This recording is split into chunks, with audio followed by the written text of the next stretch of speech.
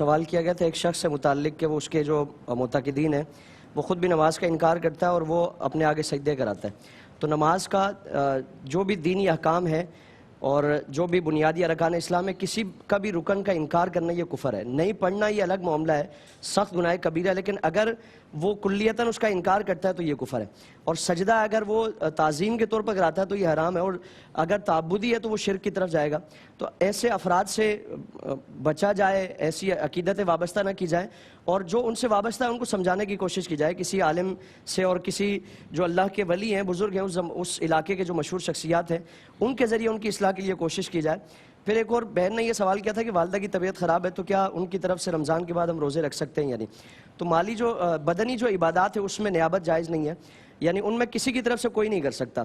ہم زکوٰۃ کسی کی طرف سے مالی عبادت ہے وہ نیابت اس میں ہو سکتی ہے، یا حج ہے اس میں بھی کسی کی طرف سے نیابت ہو سکتی ہے، لیکن کلیتاً جو بدنی عبادت ہے اس میں کسی کی طرف سے نیابت نہیں ہو سکتی. جس طرح نماز ہے وہ جس پر فرض ہے اسی کی طرف سے وہی پڑھے گا، اس پر لازم ہے. یہ سوال ہوا تھا اعتکاف میں دعا کون سی کرے.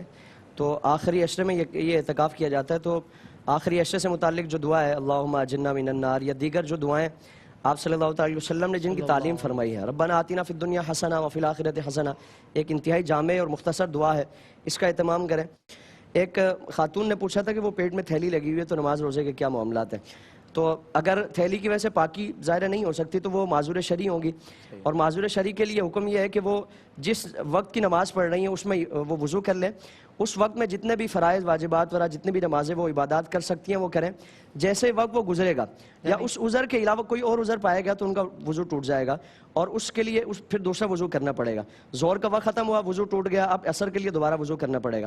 روزے کا یہ ہے کہ اگر روزہ برقرار رکھ سکتی ہیں تو وہ روزہ رکھیں گی.